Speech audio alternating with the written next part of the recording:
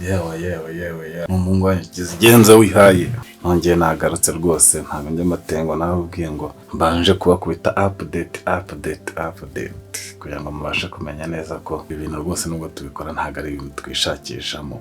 Banje kongera kubasuhuza rero abari impande n'impande ku isi, yaba hano mu Rwanda, mu Burundi, mu badukurikiye abashinga nahe twabasuje cyane, abagande tubagaranyo sana, abatanzania, abanyakenya, handi hose no ku isi no bari mu bihugu byakora cyane, turabanje kubashima ndetse tubashishikariza kuvuga ngo mujya mukomeza mu dukurikire kuri channel yacu yitwa Big Mulla.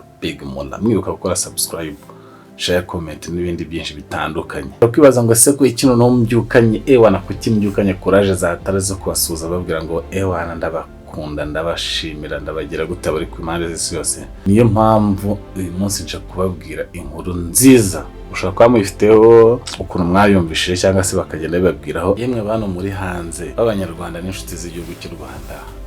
Mujye mukunda kumva abantu rw'imisozi igihumbi mukumva bavuga gute na gute, ariko se none reka mbakumbuza igihugu cyacu. Umuntu utaragera mu Rwanda cyangwa udaheruka mu Rwanda yewe ntabwo uzi ko u Rwanda rwacu rwabaye paradiso. Ngiye kubatembereza umujyi wa Kigali mu masaha y'ijoro.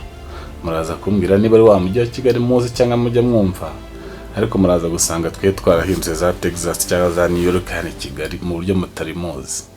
Ni nyuma yaho rero igihugu cy'u Rwanda cyangwa se umujyi wa Kigali ufashe umwanzuro ukavuga ati mu gace ka Nyamirambo rwose hano hepfo mu Biryogo tugiye kuhashyira camp free zone, ko nayitaye ninjoro cyangwa se no kumanywa kuko ntabwo hakigendamo imodoka hamwe na hamwe mu mihanda, ubundi abantu bakajya binywera ka cyayi, amacapati na twatunyama bishimye bidagadura bameze fresh. Ntabwo yigeze rwose itenguha n'abandi bantu. Yaravuze ati reka dusimuke tugere bita mu Gisimenti, ngiye kukuzengurutsa mu Gisimenti masaha ninjoro nkwereke mudu ibihari. Ntabwo uri buze kwemera ubuze kugira ngo ni ikindi gihugu ubonye cyangwa se muri bya bihugu byateye imbere kera. Mwaye muzi ko bizaba amahanga honyine, ubu no mu Rwanda byahageze. Nagerageje gutembera mu masaha y'ijoro mu mujyi wa Kigali ahangaha bita mu Gisimenti.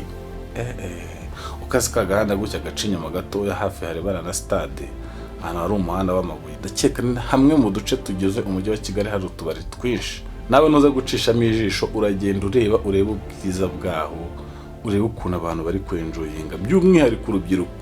Ni mu gihe twe tumaze igihe kirenga imyaka 2 turi muri covid, nubwo nanone bitararangira tukiri guhangana nayo, kuko covid yo ntabwo irahagarara, no gukomeza gushishikarizwa kwambara agapfukamunwa neza, gukaraba intoki n'amazi asukuye ndetse n'isabune. Ariko ibyo ngibyo nubwo byose byagiye biba, leta yaravuze ati abantu bamaze igihe kinini batenjoyinga, ariko reka twereke abaturage cyangwa se urubyiruko muri rusange ko twe tubatekerezaho ndetse tukanabakunda, badushyiraho uburyo bwiza bwo kubasha kwenjoyinga. Ngaho nawe ndebera aya mafoto ugenda ureba ukuntu abantu bicaye, ukuntu abantu baryohewe, ukuntu abantu bari guserebura.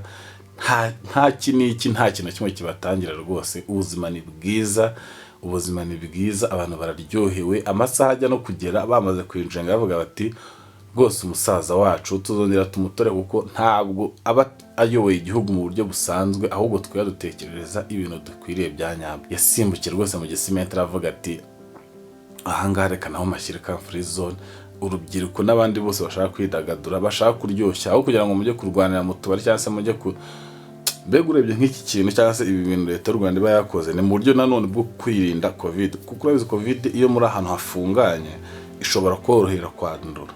Ariko mu gihe badushyira ama camp free zone ahantu nkangaha ni mu buryo bwo kugira ngo tube turi ahantu turi abantu benshi, ariko nubwo turi benshi ariko mu buryo hagutse, kugira ngo covid ibashe kuhagera cyangwa se kuba yagufata biri kure cyane, kuko buri hanze buri out. Nubwo hazamo intera tugakaraba tukagira gute, ariko leta yabitekereza uburyo kuvuga bati abantu basi niba nishimisha ariko niyo covid bamenye ukuntu bayirwanya. Niyo mpamvu badushyira ahantu nkangaha kugira ngo tunywere hanze, twicaye hanze, duserebura ijoro ryose. Umuntu utari mu Rwanda cyangwa se umuntu uteganya kuza mu Rwanda murarikiye kuzaca ahantu habiri, ahantu bita mu Gisimenti ninjoro, cyangwa simbukira Nyamirambo hano mu Biryogo urebe ukuntu akacyayi kaba kameze cyangwa se agacapati. Yewe nta kintu tutazabakorera twebwe kuri Big Mulla channel yanyu. Rwose kora subscribe ubundi uzajya bibona utuntu twose dushyashya.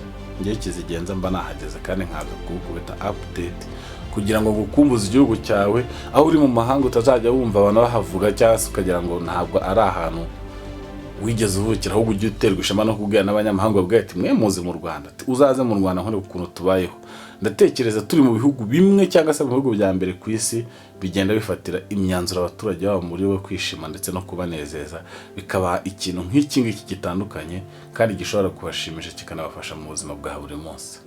So twe rero ntacyo twashinja leta yacu, nta n'icyo twashinja ubuyobozi bwacu, nta n'icyo twashinja polisi y'igihugu, yewe ndetse n'abadufasha mu gukumira cyangwa se kwirinda icyorezo cya covid mu bihe nk'ibi, ko batekereza neza ko twe dushaka kwishima kandi tukishimisha, ariko niba kujya muri boîte ari ibintu bidusaba kudukumira kubera umubare runaka, ariko ahangaha rwose leta yavuze ati muzi mwishimisha uko mushaka kuko muri hanze ntabwo bishoboka ko wenda covid yagira, ariko ntimwirengagize ko covid nanone igihari, uburyo bushoboka ubwo ari bwo bwose bwo kuyikumira mu gihe mbere yuko ujya kwishimisha ubanza ubukore, ubundi rwose wenjoyinge amasaha agiye kugera wumva ko icyo washakaga cyakugeze ku mutima.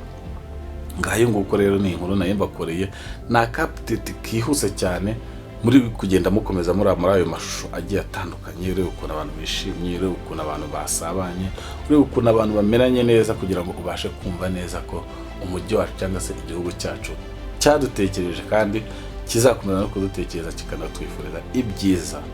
Ciao ciao, yari Kizigenza wihaye.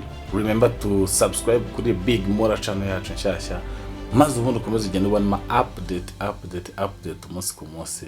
Yala.